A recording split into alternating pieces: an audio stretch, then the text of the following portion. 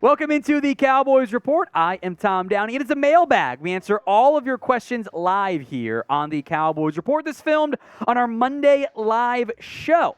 Now, it's not just the live questions we answer. If there have been super thanks that have come in throughout the week, we will make sure to hit them as part of the mailbags to show you guys some love for those that have come in all during the week and whatnot. So let's hit some of those super thanks here off the top from G Sound. Thanks. Haven't chimed in late, but I've been watching. I saw him in the live chat for today's show, too.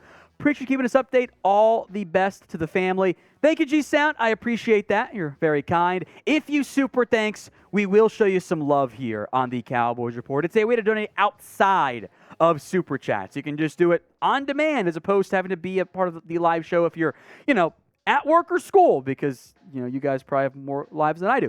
If you donate, you can edit your message, and we will give you a shout-out on the show as well. Big thanks to everyone who has done so here on the Cowboy, whether it's today or in previous videos. You guys are the absolute best. Stevens came in before the schedule release, so keep that in mind. He had put the over-under at 4 primetime games. We now know it's 6 primetime games you can have per year. Even before that, I would have hammered the over. There's no bigger cash cow for NFL audience if the team is good than the Cowboys. They will always get maxed out. And unless they're bad, then that year they got a primetime game taken away mid-season. They'll get 5 to 6 scheduled ones every year. Jose Valages, thank you, Jose. $2. 2 things. Who's wearing his own team? When are we going to see special guest Jane Slater? Jane's been doing her own stuff as of late with NFL Network and 105.3, etc. So still a friend of the show. We will always love Jane here, but she's doing big things for herself. Same with Bobby Belt, her co-host over at 105.3. And as for wearing 0, J-Ron Curse is rocking 0 this year. Not DeMarvion Overshone, not Micah. J-Ron Curse is Agent 0 in Dallas. Now, if you want to be a part of these mailbags, then you've got to be subscribed. Award-winning per my mom and Jeremy's mom as well. She's also given us some awards for our mailbags. Make sure you guys are subbed for free videos every single day. $5 super chat from Zeno saying, to the Cowboys do with Ezekiel Elliott what the Steelers did with Jerome Bettis, put him in fullback. It shocks me how Zeke's not been signed. The bus was a big back. I actually wouldn't say he was a true fullback for Pittsburgh. He was a short yardage goal line back. So from that perspective, yes. But Zeke is not what he was in his prime. The game has changed where backs are not valued as highly, and that means there's been a bit less interest in Zeke, who I think he'll get signed, maybe not for the role he was hoping for. Dallas and D.C., if you were a GM on the hot seat, which trade would you make for the Cowboys? Dalvin Cook or Isaiah Simmons? For me, it's Isaiah Simmons. Dalvin Cook is a declining player, and my hope is that Isaiah Simmons is still an ascending player. Neither guy, I'm convinced, saves your franchise or whatever, but I would have the younger, more athletic, and more impactful piece on defense than an aging back. From Big Nooch 69, what player or coach is on the hottest seat? Dak Mike? So you mean Dak Prescott or Mike McCarthy?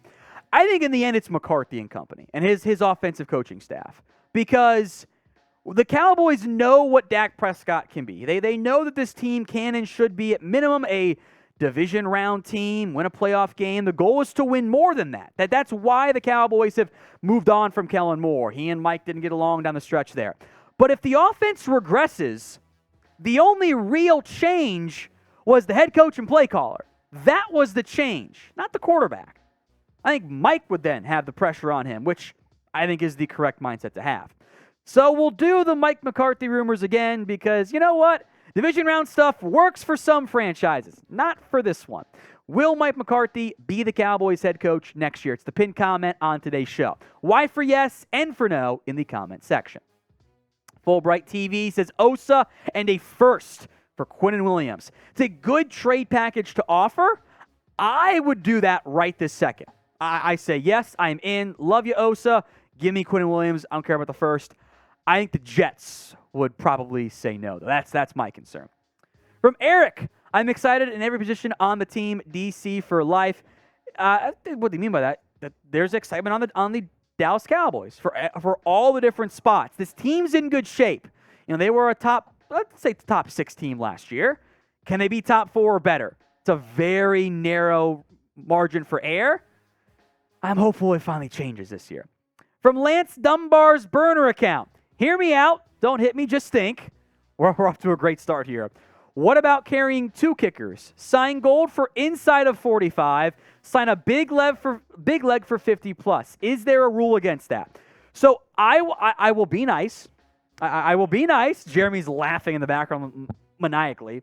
There's no rule against it. In fact, Dallas has done this before. They had Cowboys legend David Buehler on the roster for long kicks and kickoffs. The problem was he wasn't good enough. Look, 1 kicker is my number. I would rather carry another backup corner, a backup defensive lineman, than I would rather invest in 2 kickers, one of whom probably wouldn't play for you in half the games, right? Like either your short kicker or your long kicker isn't involved that much. So I have 1 kicker maximum for me. From Novu, sign Leonard Fournette. This is kind of in the Zeke category for me. I honestly might almost rather bring back Zeke on a 1-year deal because Fournette was just as bad.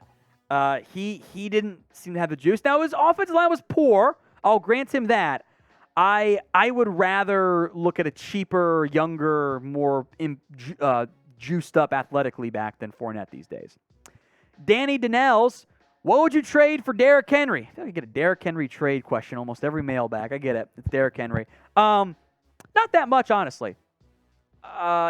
Derrick Henry's still a good player, don't get me wrong, but I think that the cost of what I would move, like, a 4th-ish, is probably lower than what Tennessee would want back, probably a minimum of 2.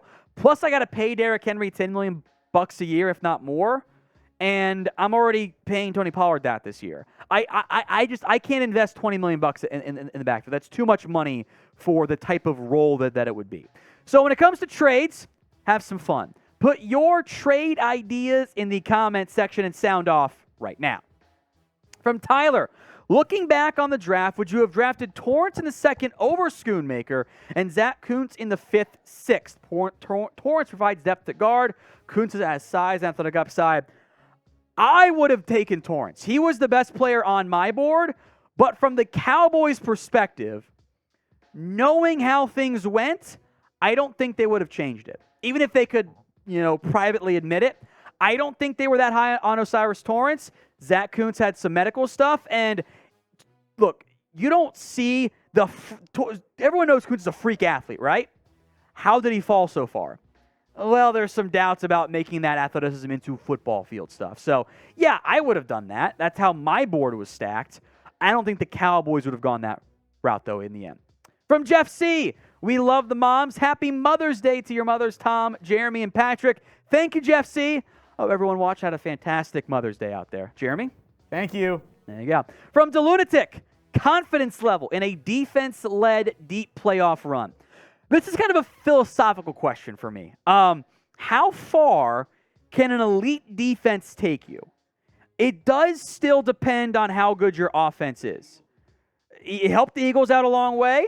You saw how far the Niners got with their great defense. You can make it at least another round, I believe, with a fantastic defense, but you still need your offense to be better than it was against San Francisco. That's been your problem on offense in the entirety of Dak's playoff time. It's been the Niners that have given you problems, at least from his perspective on the quarterback. The ground game said, wonky issues in the past. I think you need a top 5-ish unit somewhere and still top 10, top 15 elsewhere. If the offense is, average, the defense can't do it all. Same with the other way reverse. If the offense is elite, defense can't be average. You still need good on both sides of the football. From Gregory, what do you think the Micah Parsons hunter will look like? Money, length. Length depends on what Micah wants.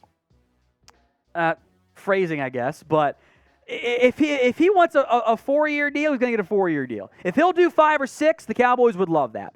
Micah Parsons will be, when he signs that contract, the highest paid defensive player in the NFL, in large part because I don't know if Aaron Donald will actually still be in the NFL at that point. It'll be Parsons and Bosa. Whoever signs first will get a little bit less than the next guy, because Micah Parsons is a special football player. He's worth every penny. That is one you just give him what he wants, and backload the deal because you know he's going to be on your team for the next 10 years. That should be an easy deal for Dallas because you don't need to haggle that much over the nitty-gritty. Just get it done. Now, who do you think is the best player on the Dallas Cowboys? I think the answer is Micah. I do. But what do you guys have to say? Sound off in the comment section right now. From Fantasy Island, great profile picture too. No one is talking about Leighton Vander Esch. It's true.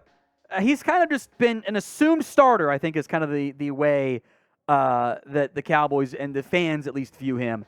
As long as he's healthy, I feel good about him being out there. He's very cheap for you. But if he's not healthy, it's actually a little bit concerning the linebacker depth. So I agree, Fantasy.